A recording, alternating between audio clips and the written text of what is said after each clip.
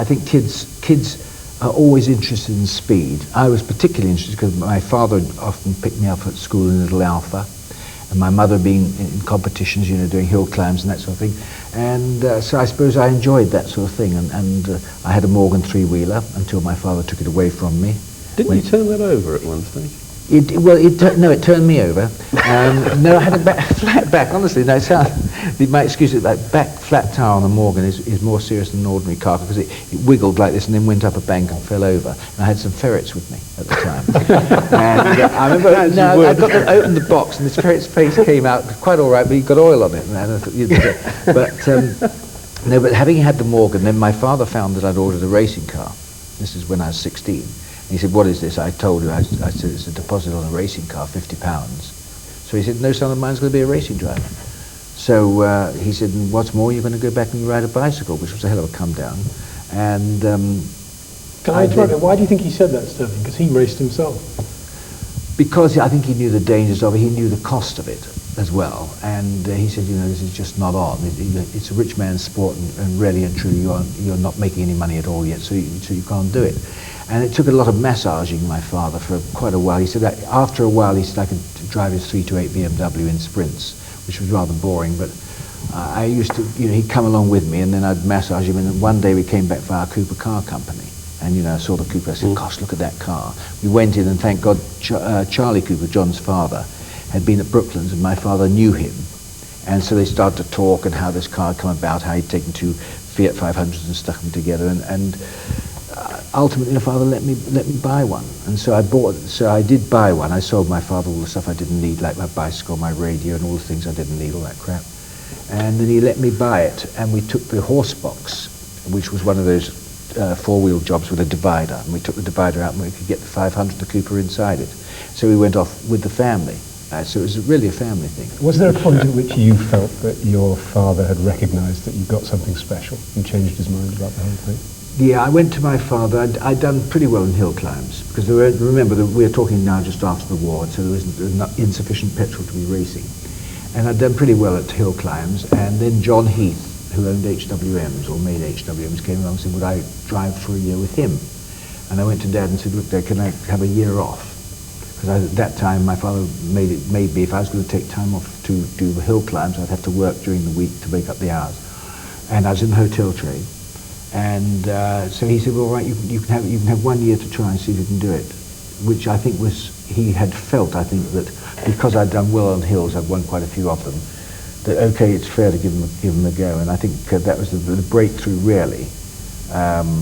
Yeah, I suppose it must have been, and that was, of course, with John Heath, who then built these cars called an HWM, which was Hersham Walton Motors, and they were bits of this and bits of that. And we went abroad and raced most weeks at different circuits, Aix-les-Bains and Périgueux and you know, Bari in Italy. And we went round from one race to another with John Heath, Lance and I. Lance was the other driver. And we used to go around in his Citroën, the Traction Eyeball, and we'd go from one race to another, and then Al Francis, the mechanic, would take a bus that had been converted with the cars in it and go to the circuits and get it ready. It was, I mean, when I think about it, you know, it was the most fantastic life for a young man. I mean, here I was, what, 18, 19 years old, and I'm now going all over Europe when we had no money then. We were allowed 50 quid, I think, a year. We were going all around Europe, being paid to do what I loved, which was racing, and going to fantastic circuits which were real roads. I mean, they didn't have racetracks as we know them now. And you get a place like Aix-les-Bains, and they'd say, "All right, we'll put the circuit round here," and they'd go around with a truck a couple of nights before and throw straw bales overboard to stop you going up roads, and there was a circuit made. I mean, a wonderful time. That must have been a fantastic experience for you, racing on those circuits that you'd never seen before, on road circuits. Oh, terrific. Well, the great thing it did, I think, was that it made me learn to tell distance by what I saw. In other words, there were no signs 200 meters or anything. In other words, what I would see, I would interpret to brake, and I think it taught me an awful lot in that way. In other words, the car control and also what speed was in this sort of environment of real roads. I mean, there were curbstones and all that sort of stuff. So one had to be fairly good precision. There weren't chamfered curbs or anything, and so you didn't hit the curb, otherwise buckle the car. That was a fantastic opportunity. Do you think it was symptomatic of the times, or because of HWM's perception? Oh, no, HWM were the first from England, that's for sure. I mean, I remember going along getting my first international competition license at the RAC. And actually, it was where I met a chap called Ken Gregory. He was working there. And I showed him my road license. I gave him 5 shillings, that's 25p in today's money, and I got a license which enabled me to race in any race in the world, including Indianapolis. Not that I did, but it did. I mean, when you think about it, it's quite extraordinary, really. I mean, a super license today costs what? Do we know what it costs? It depends on how much you're earning. Oh, does it? Oh, really? Well, I was earning very little, so they only charged me £5. But anyway, I remember getting that license, and then we could go out and race anywhere. HWM paid for you to race at a very early stage of your career, Yeah. which is something that a young driver today perhaps would never achieve. I mean, would Van Diemen suddenly say, this guy's great in go-karts, we're going to pay for a full season of racing? It would never happen, and that was a phenomenal way to start your career. Yeah, but the lucky thing was, you see, A, there were very few established drivers. That's the first thing. Remember, the war had happened. The drivers who had been racing before the war were usually in the garage business or something else. They were involved, right? There were no established names that were actually competing, so therefore when Lance Macklin, who was actually an Olympic standard skier, but Lance, who knew John Heath, and myself, I was showing because I was young, and therefore it was easier to get, if you like, ink press, write up. So somebody of 17, 18 racing on a hill climb was easier to write about for a journalist's point of view than maybe somebody 25 or 30 or 40. And so John Heath obviously heard about me. He asked me, he said, look, I'll give you 25% of the starting money, which was then about 200 quid a race. And we were racing most weeks, not every week, so I'd get about 50 quid.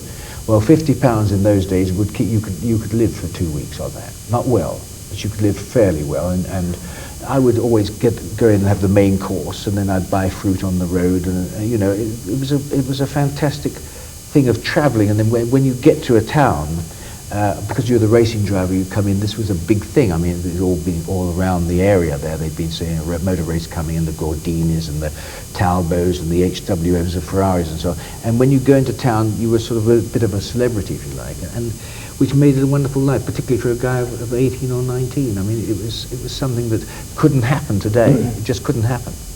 Helmets. Take the idea of a helmet, for instance. Now, when I started racing, I didn't want to wear a helmet. My father said, if you're going to drive that car up a hill, you're going to wear a crash hat. And I said, well, that's ridiculous. That's a real sissy thing. I said, look at the fast drivers. Chiron, all these guys, Sommer, they wear cloth. My father said, that's it, if you don't wear a helmet, you're not racing. So I went out and got this great big thing, leather covered, and I wore it. And then gradually... Well, that was the Polo helmet, was it? No, I don't know what it was. Or was that the black one? It was a black one. I don't know what it was from. I don't know where the hell I got it. Dispatch and rider. then later on, out came Johnson's with a really nice lightweight job, and then we all started to wear those. And I'm talking now, we're talking probably 1949 or 50. And then I think helmets became mandatory a little bit later. But I remember them bringing in fireproof overalls. We could wear short sleeves. I'd wear short sleeves to get a suntan. And then they said, no, you must... I started to wear an overall because of oil around. And because I had to pay for these overalls. And then Pirelli came out and said, well, you can wear a Pirelli overall with a really smart crossover zip, which was just the thing then. I mean, these again in the early 50s. And people don't seem to realize quite... I mean, helmets, for instance. The helmet cost £5.10 of the old money, which was a lot of money. I mean, why am I going to buy 2 unless I wreck one? And so obviously one had 1. And then if something happened to it, maybe you'd get a second one. But I mean, you wouldn't have very many of them because it's expensive. Stirling, did you have an idol in those days? One reads that you admired Farina's style and his laid-back style. Is this true? I admired Farina's style because I always thought he's like this and leaning back, and I thought that man looks really cool. Physically laid back. He wasn't emotionally laid back. No, he wasn't. He was a real dirty driver, one of the few actually.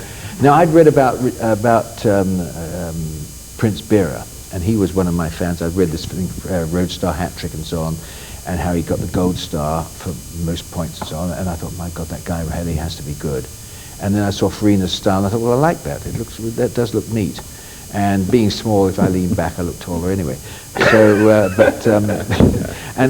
one develops these. I mean, it's purely ego, really. I mean, I think it looks better when you're leaning back doing that than sitting crouched up. But did you make it? Was that completely natural to you, or did you have to make yourself?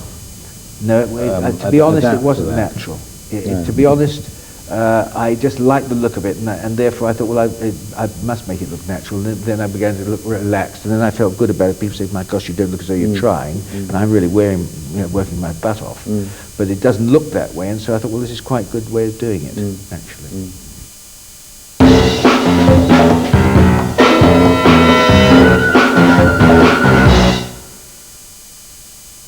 Ladies and gentlemen, fasten your seatbelts.